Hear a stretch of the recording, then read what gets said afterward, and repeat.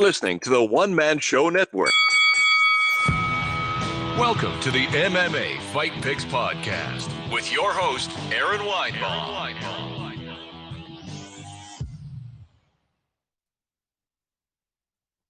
All right, everyone, welcome to the MMA Fight Picks podcast.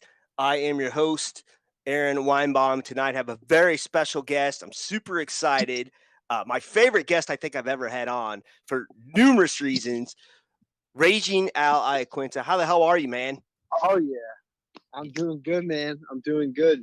Thank you for having me on. Yeah, man. You know, it's always exciting to me to talk to Long Island sweetheart and the world's most dangerous real estate agent. I love it, man. Incredible.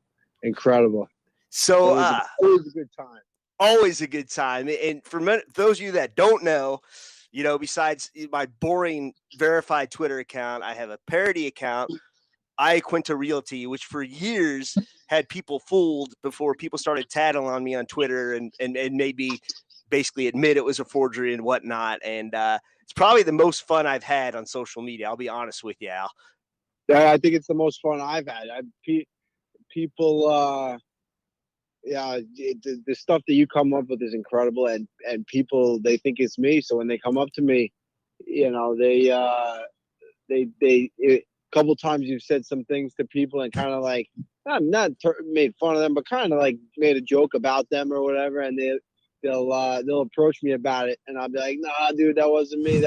I'm like, thank you for thinking that I'm as intelligent of a person as someone that can think of these these things. But it's what you do with that account is incredible, and everyone loves it. It wouldn't exist if it weren't for the stuff you came up with. And it was really mostly, you know, the stuff you came up on the fly on your post-fight interviews.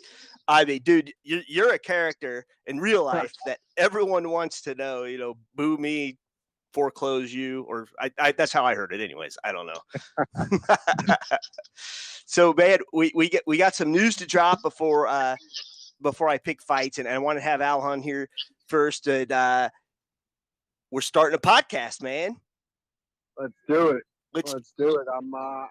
I've dabbled with it a little bit in the past. I've always wanted to, get back with it. And the other day when Schilling beat the crap out of that guy, I was like, Joe Schilling on the video got released. Yeah. That he beat a guy up in the bar. The guy was kind of, it seemed like he was a drunk guy, acting like a real tough guy.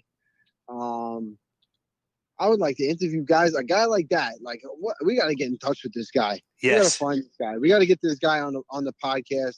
We got to do a podcast. We got to get this guy on there.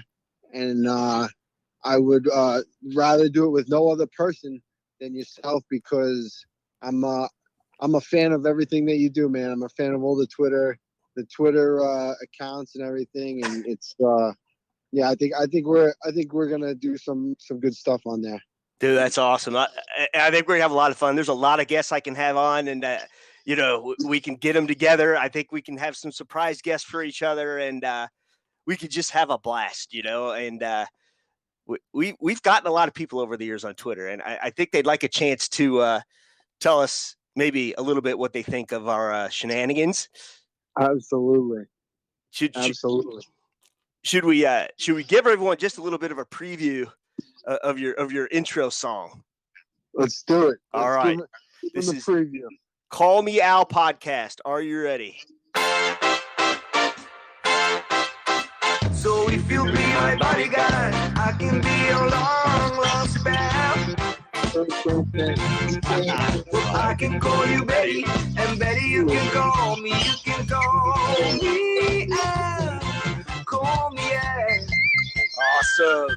All we need is Chevy Chase dancing in the background with Paul Simon, and we got this thing licked. Let's go. Awesome. So, listen, man, I got to ask you just a little bit now. Like, business is booming, right? Real estate is crazy right now. Crazy. It's a great time. Great time to be in real estate, as always. Great time to be a seller, for sure. Absolutely. And of course, you got to have the right agent. gotta have the right agent. You gotta have the right agent. And who works harder than a guy in the UFC, right? Nobody works harder. People try, but they can't do it. They can't outmatch you, man. You're out there spinning heels and making deals, and nobody can touch you. Yeah, man. No, I've been working pretty hard on that end of things.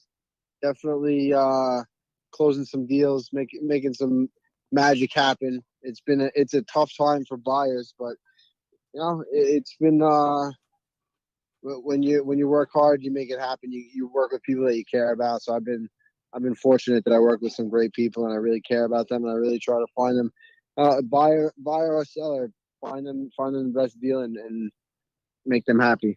That's awesome, man. So just, a good question. We haven't seen you, secondary to your real estate. People want to know what you're doing in the mixed martial arts world, and we haven't seen you in a while.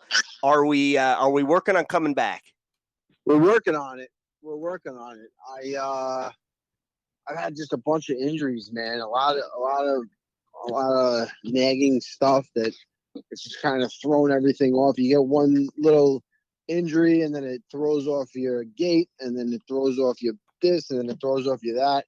So I'm just trying to get to the root of the problem and get everything working the right way before I can. I'm not coming back before I'm 100%. You know what I mean? So No, I do. That's awesome. Just really getting everything fine tuned, making sure my body feels good. Well, I mean, we've seen what you can do at 100%. Including whipping Kevin Lee around a couple of times. And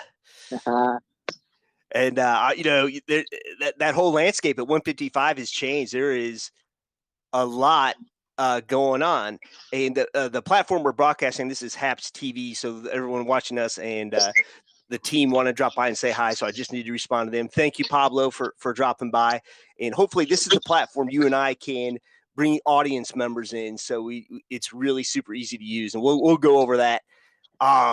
So I guess there's a little bit of an event happening this weekend. Are you going to be in Vegas? I don't believe I am. I think I'm going to be on Long Island. I pay a lot of taxes to live on Long Island, and in the summer, I like to get my money's worth. I'll be most likely I'll be down in Long Beach. Gian Vellante is moving to his alma mater, MacArthur High School. Oh, wow.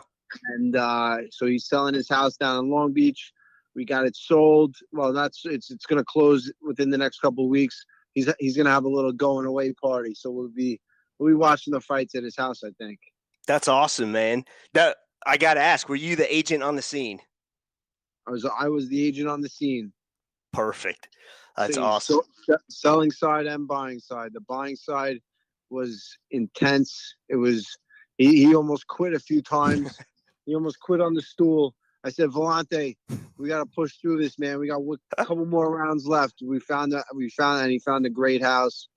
It's I think it's just a perfect house for him. It's in the town that he grew up in, that he terrorized for so many years on the football field and the wrestling mat. So his kids will go to the same high school he went to, most likely, and it's a great thing. He made a killing on the house that he sold in Long Beach. He bought it for way less than what he's selling it for. He's making a lot of money. He's making out like a bandit on this thing. And then on the buy side, we got him a good deal. So I think he's looking pretty good. That's awesome. I guess shift into real estate for a second, because we can do whatever we want, man. I guess it would be the hardest market for first-time buyers, but I guess it's kind of a wash. If you're in a home for a while and you're looking for another one, you could probably sell yours for a pretty penny, but you'll have to pay a pretty penny for a newer one.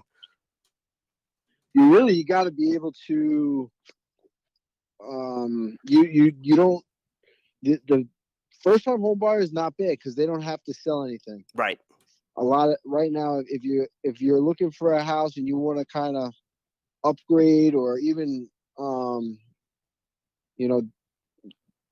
downsize, if you have to sell in order to buy, it's probably not going to work, because then it's going to be contingent on the sale of your house, and Yeah. the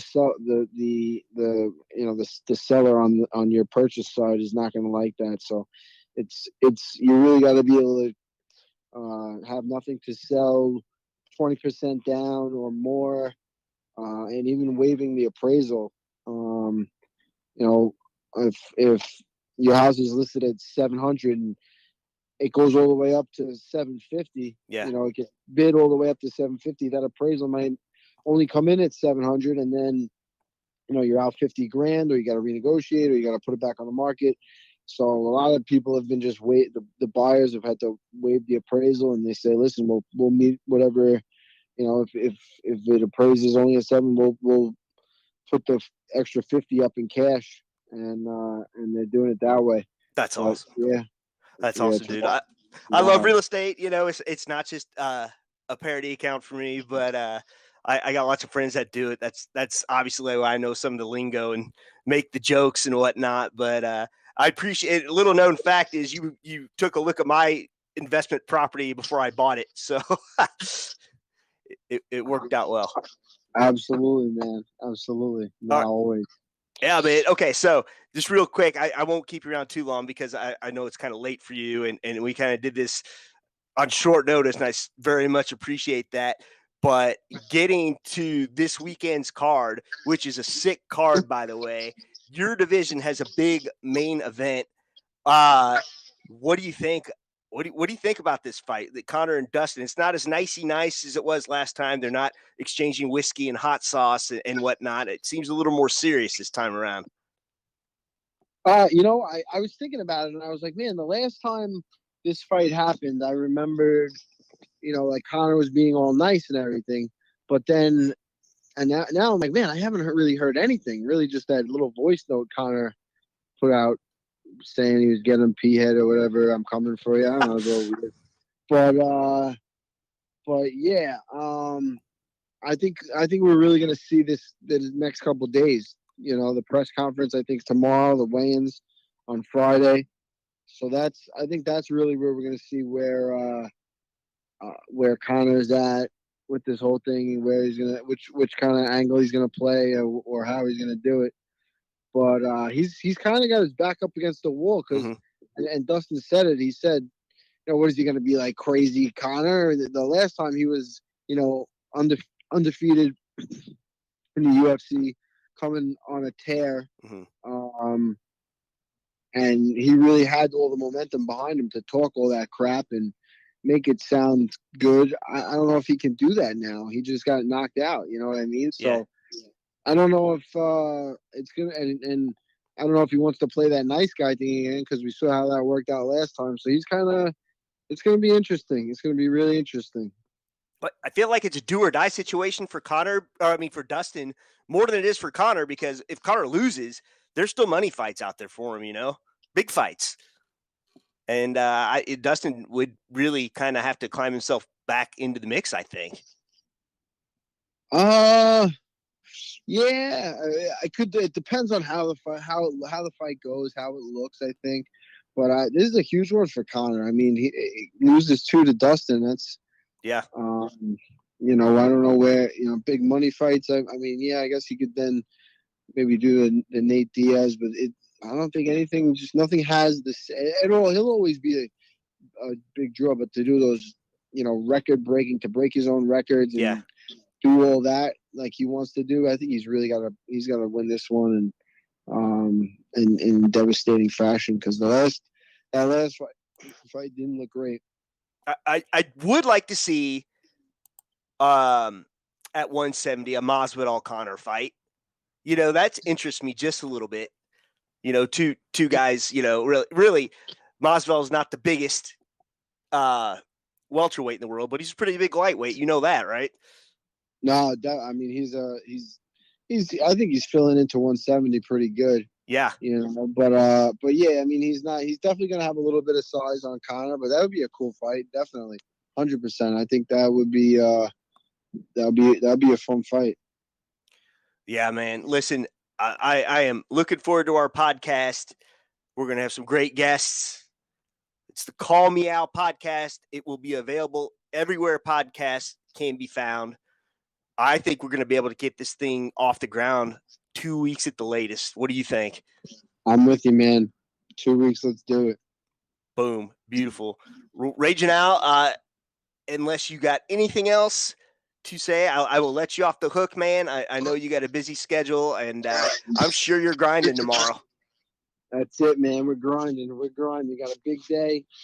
Aaron, it's been a good talk. I always appreciate you having me on, making the time to have me, and you know, making this podcast happen. It's going to be a lot of fun. So it will, man. It'll be a blast, and we're going to kill it, man. I got a good feeling about this.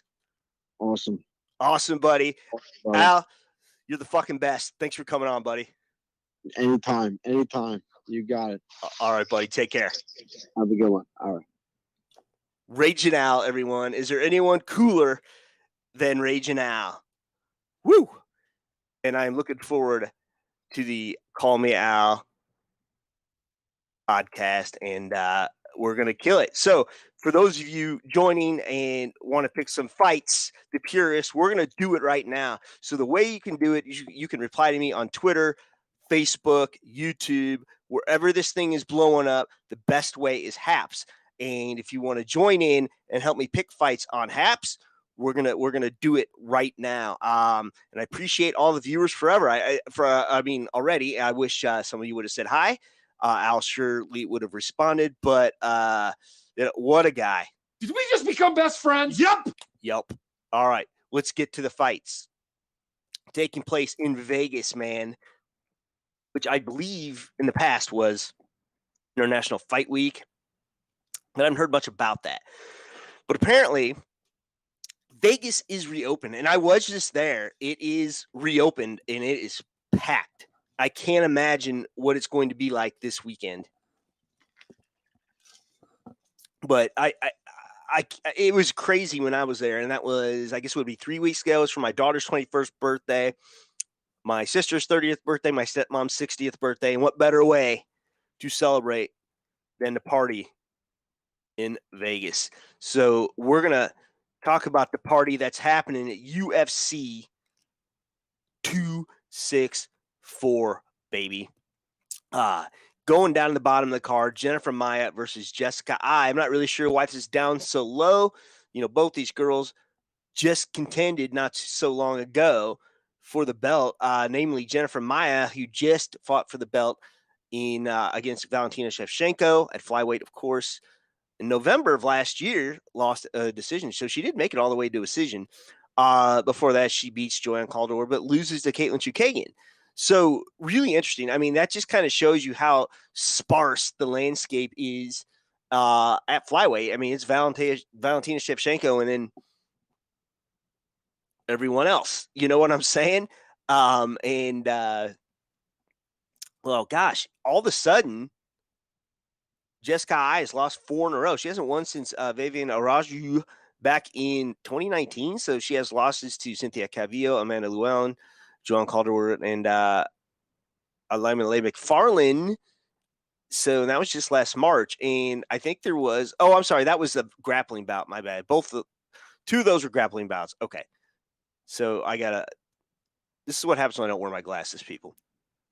So my bad there. I thought that was strange. So she just lost to Joanne Calderwood and Cynthia Calvillo, respectively, but did beat Vivian. So she was on a nice little streak before she lost to Valentina. Then she beats Vivian and then loses her next 2. I'd like to see what the odds have to say here. I mean, Ike Feldman, where were you at, buddy? I know you were listening, but I am going right up against Mike Copenhaver right now on his UFC 264 picks. My bad. Sorry, Mike. We still friends. Somehow, yeah, okay. Jennifer Maia is a -200 favorite. The underdog +160 is Jessica I. I tend to go with the odds in this one, and Jennifer Maia for the win. All right, this one, Ryan Hall taking on Alaya Topura. And I think the odds here are kind of crazy. Ryan Hall is yet to be beaten, but he hasn't fought since Darren Elkins in 2019, before they had that crazy heeled hook submission against BJ Penn at 155 pounds. He wins over Gray Maynard. The GOAT, Artem Lobov. Well, who can't this guy beat then? Okay. And that was, of course, his first fight in the UFC. But this guy, Topuria, I don't think he's lost yet. No, he hasn't. But it beat Damon Jackson, Youssef Zalal, Stephen Goncalves. But I don't quite get the odds here because they are crazy in favor for Topuria. And Kenny Florian seems awfully high on Ryan Hall. Now, I'm not saying make a bet, but at a plus 195 underdog, I'd maybe sprinkle a little money on Ryan Hall if it were me. Okay. Topuria, I mean, minus 250 favorite. I don't know. I mean, this is going to be really interesting here. I'm going to go underdog Ryan Hall in this one. But like I said, I don't know how much money I'd be sprinkling on these guys. Nico Price, Michel Pereira. Michel does that crazy crap in the ring. I guess I can say shit because I ruined the explicit tag already anyway. So this one's going to be an explicit one, folks. Sorry. Pierre just beat Chaos Williams back in December last year. And Zelim Amadiev back in September last year. And he's got that crazy loss against Diego Sanchez because he kneed him in the head, and Diego said he could not continue. Very smart on Diego's part. Let's take a look at Nico. I don't think he's lost. No, he has lost a few. Okay, so he just lost against Vincente Luque. Beat James Vick of that awful, vicious up kick, man. I think that may have ended James Vick's career. No. I think he fought one more time, but too bad. I wish we'd have seen James Vick at 170 pounds sooner rather than later. He does have a win over Tim Means and Randy Brown. So this is interesting. I'm going to defer to the odds here because it's really hard to pick. So Nico Price is a plus 135 slight underdog, and then a slight favorite at Michel Pereira. I don't think I'd bet on this fight. I think this is an evenly matched one, but I do like Pereira in this fight for only the slightest of reasons. This is, there's so many fights on this card. This one is under the radar somehow, but Max Payne Griffin going up against Carlos, the natural born killer Condit. Amazing. Let's take a look here. Max Griffiths just beat Griffin, sorry, not Griffith. Keenan Song and Ramiz Brahima, but does have losses against Alex Oliveira and Alex Morano. And Thiago Alves. Wow, but that was back in 2019. Carlos Condit, the natural born killer. All of a sudden, a 3-fight winning streak. Amazing. I'm sorry, 2-fight winning streak. Amazing. And beats Matt Brown, beats Court McGee. For that, though, he lost to a submission to Michael Chiesa, Alex Oliveira, Neil Magny, Damian Maia. So I'd like to see what he does off his back in this one if Max can get him there.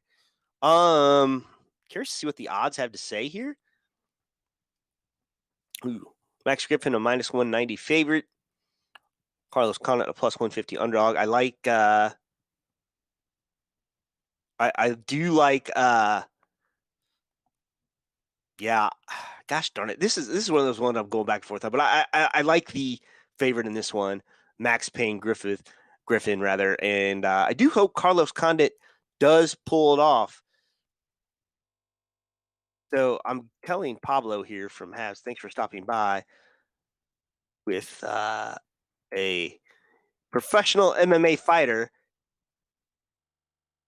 on board. We should have a sports category here at HAPPS, and that would bring a lot more people here. So anyway, Sean O'Malley against some guy Dana White found in an Arby's parking lot, Chris Motiano. I don't even know if that's right. I've never heard his name spoken out loud. but he is on a 2-fight win streak. He's been fighting in CFFC and CES. Very interesting. But Sean O'Malley, all of a sudden, he beat, someone said the ghost of Thomas Almeida, which was not very nice. But he did lose to Chito Vera, Eddie Winland, Quinones. Interesting here. How does he fight Hector Lombard in a grappling bout? Ha! Wow. Of course, he did lose. I gotta say the odds are probably crazy in this one, but what an upset this would be if this Chris guy came and beat him. But a minus 900 favorite. Oh God. I mean, you got some money to blow. Bet on this Chris Motiano and see where it gets you. But I got O'Malley probably all the way. Oh man, Tai Tuivasa. Is there anything grosser than a shoey? So if you don't know what a shoey is gross. It is, and I spelled gross wrong, but basically you take somebody's shoe, not your own. You pour beer in it, you spit in it, the other guy spits in it, whoever's around you spits in it. I'm going to throw up. Oh. And then you drink out of the shoe. Might be the grossest damn thing I've ever heard of. Against Greg Hardy. So Tai Tuivasa against Greg Hardy. Just lost to Marcin Tybura, who Tybura is looking good lately. For that, wins over Maurice Green, Jorgen De Castro. Did lose to Alexander Volkov, and rightfully so. But Tai Tuivasa, I thought he was cut from the UFC, and all of a sudden he comes back and wins two. Harry Hunsaker and Stefan Struve. Before that, he lost 3 in a row. Sergey Spivak, Blago Ivanov, and JDS. Oh, the punches. Interesting. But, not the most frequent fighter, but has fought. This will be the second time this year. So, interesting. I'd like to see the odds on this one. Surely, to God, Hardy is not the favorite, and he should not be.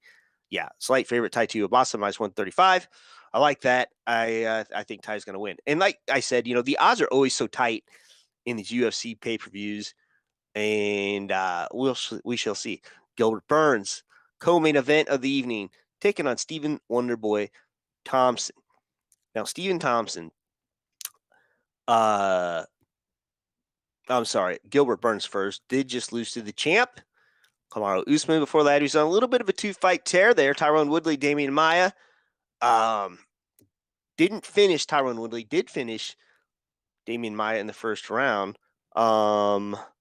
Whole lot of grappling bouts to keep him going here, but he's got wins over Gunnar Nelson as well. He went, I think his last loss was Dan Hooker, but that was down at lightweight, and makes his way up. Loses to Kamaru Usman in pretty quick fashion, I might add. Stephen Wonderboy Thompson, he's not totally on a tear here, but it is a nice 2-fight win streak. Jeff Neal, Vicente Luque. I believe this is the right fight for him at the right time.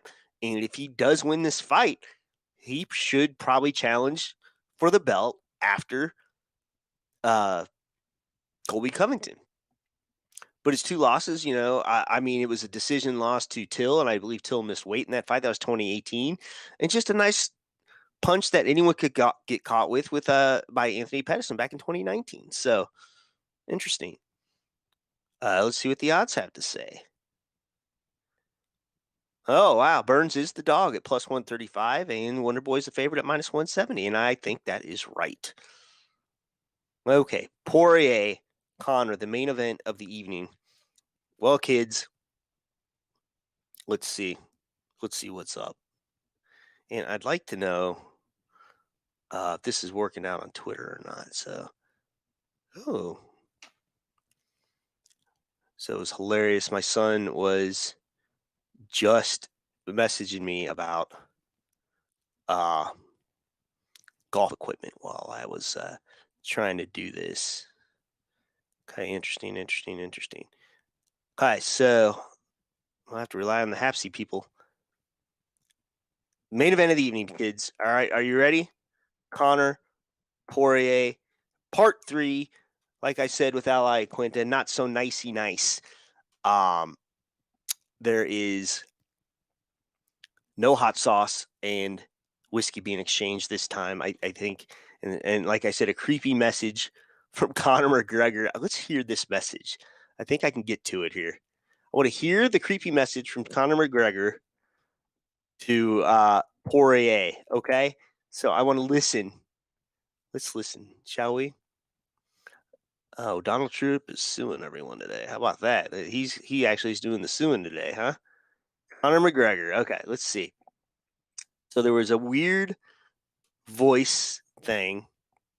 Is it gone already? It may be gone. No, here it is. Oh, Lord. Let's hear it. Dustin.